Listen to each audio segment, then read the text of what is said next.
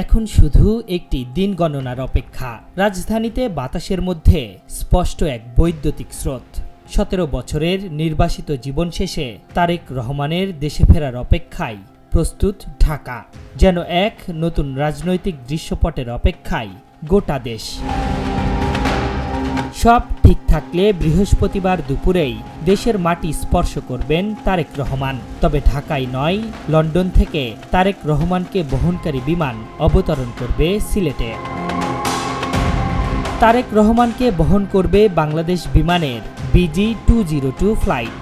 এই ফ্লাইটেই দেশের পথে রওনা করবেন বিএনপির ভারপ্রাপ্ত চেয়ারম্যান, যা লন্ডন থেকে সরাসরি সিলেটে যাবে। তবে কি শ্বশুর বাড়ি সিলেটেই নামবেন তারেক রহমান? তথ্য বলছে, বুধবার লন্ডনের স্থানীয় সময় সন্ধ্যা ৬টা ১৫ BG-202 ফ্লাইটটি উড্ডয়ন করবে। বৃহস্পতিবার সকাল ৯টা ৫৫ সিলেটের ওসমানী বিমানবন্দরে অবতরণ করবে। BG-202 ফ্লাইট সিলেটে অবতরণ করলেও সেখানে তারেক রহমানের নামার কোনো সম্ভাবনা নেই। আবার ঢাকার আগে কেন সিলেট যাবে তারেক রহমানকে বহনকারী বিমান, সেটিও প্রশ্ন। মূলত এই ফ্লাইট নির্দিষ্ট রুট ধরেই সর্বদা ওঠানামা করে। লন্ডনের হিথ্রো বিমানবন্দর থেকে সিলেটের ওসমানী আন্তর্জাতিক বিমানবন্দরে অবতরণ করে। এর ১ ঘন্টা পর সিলেট থেকে ঢাকার উদ্দেশ্যে রওনা করবে ফ্লাইটটি।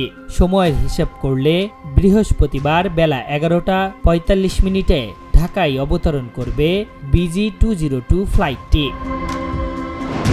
রুট এবং শিডিউল বজায় রেখেই তারেক রহমানকে বহনকারী BG-202 ফ্লাইট লন্ডন সিলেট হয়ে ঢাকায় আসবে।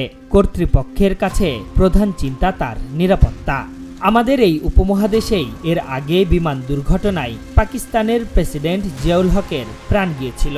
কিছুদিন আগেই দেশে ফিরতে গিয়ে প্রাণ হারান ইরানের প্রেসিডেন্ট ইব্রাহিম রাইসি। তারেক রহমানের নিরাপত্তার কথা চিন্তা করে এর মধ্যেই বাংলাদেশ বিমানের ২ জন ক্রুকে সরিয়ে দেওয়া হয়েছে।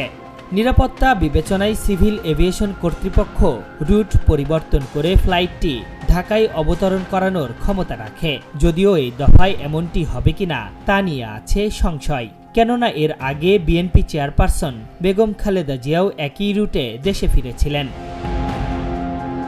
এদিকে রাজনৈতিক ব্যক্তিত্বদের ক্ষেত্রে লন্ডন সিলেট ঢাকা রুট ব্যবহার নতুন কিছু নয়। সূত্র বলছে, ঢাকা বিমানবন্দরে নেমেই এভার কেয়ার হাসপাতালে মা ও সাবেক প্রধানমন্ত্রী বেগম খালেদা জিয়াকে দেখতে যাবেন তারেক রহমান। বনানী হয়ে ঢাকার ৩০০ ফিটে যাওয়ার সম্ভাবনা রয়েছে বিএনপির ভারপ্রাপ্ত চেয়ারম্যানের।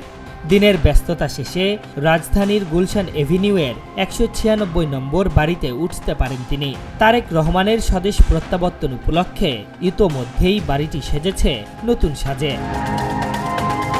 আশরাফুল ইসলাম, ওয়েভ 24, ঢাকা।